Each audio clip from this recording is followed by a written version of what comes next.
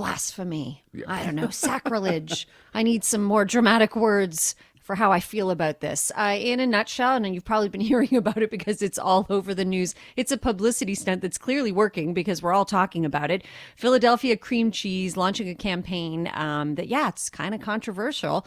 They've collaborated with a whole bunch of different places that sell and make bagels across North America to make wholeless, I don't even like saying that, wholeless bagels. So there's more room to spread their schmear. And it's happening at our own beloved St. Viator Bagels here. And reaction was pretty swift. Some people just flat out saying no. And I saw that Kat Romanow is a Jewish food historian, and she basically is calling this unholy. Her blog is called The Wandering Jew, and she co-founded that. It is all about highlighting Jewish cuisine and its roots. And Kat joins us now. Thank you so much for your time today. Hi, I'm so happy to be with you. Unholy, you've said. So I'm going to gather that you agree a bagel without a hole is just not a bagel. I 100% agree. And I want to find more dramatic words as well. Why don't you call it a whole free bagel? Maybe that has a better ring to it. A whole free bagel. No? Okay, maybe no. not. All right. I mean, really, we should just be calling it what it is, which is a roll. That's what I said. It's just a roll. That's exactly just what, roll. And a dense roll. So not like a pleasant, fluffy roll. And we love our bagels dense, and I feel like you just can't mess with it. So first of all, it shouldn't have happened. It has happened. But can you actually like make a bagel without a hole? Does that even at all remotely count as a bagel? I mean, in all of bagel history, there has never been a bagel without a hole.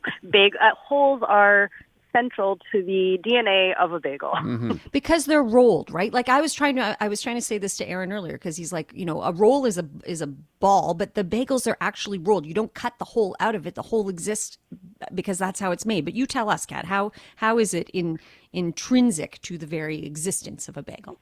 Right. Well, what you're describing is exactly right. You bring the two ends of a rope of dough together and roll that into the bagel shape. But the name in itself means to bend. It comes from the word to bend in Yiddish. And it can also, the same word can mean arc, which means that, in an arc, it's not a spiral. It's not something with something in the center. There's a hole. And there were practical purposes to the hole. It allowed the dough to cook more evenly after it was boiled. Also, the way they would sell bagels prior to, going to St. Viator and getting them in a paper bag, people used to sell them on long sticks or even give customers a dozen on a rope. From the cooking to the selling, there were many reasons as to why a bagel has a hole.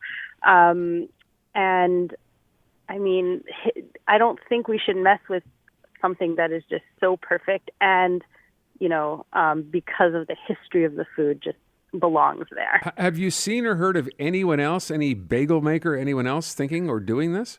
No. Okay. This is the first I see this.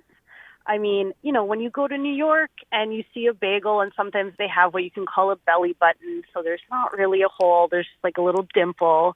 That's not a bagel. No. Yeah, no, I'm saying no to that too. Okay. No. Yeah, and also the bagels in Montreal, it should be said, are actually pretty close to what we would have found in Eastern Europe those hundreds of years ago when bagels were first being made, right? So the Montreal bagel I think, should not be changed just because of that fact, because it really does take us back to those original bagels. So tell us a little bit about when the bagels would have first arrived in Montreal. And it seems to me that Fairmount Bagel claims ownership over that, do they not?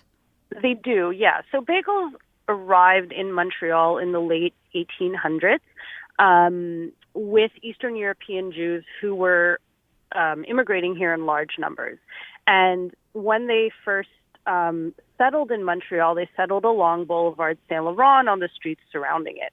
And actually, the first bagel bakery in Montreal was located on St. Lawrence Boulevard, just a little bit south of Schwartz's. And it shows up in address directories around 1932, but we think it was opened before that.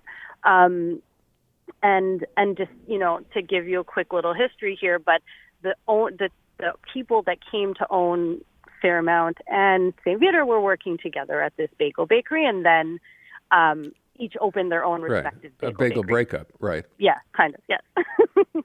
And the rivalry was born and has existed And ever since. And we are the luckier for it. Kat, do we know anything? Has Fairmount responded? Like Aaron was saying, somebody should just sell the holes, but again, I think that's just wrong. Well, but have they responded in any way? I haven't seen any response from them. I'd be very curious to hear what they think, but no, I haven't heard anything. Yeah, I heard they sold out their first day. They're only doing so many of these, and it's going to last for a few weeks. And someone sent us a text earlier on.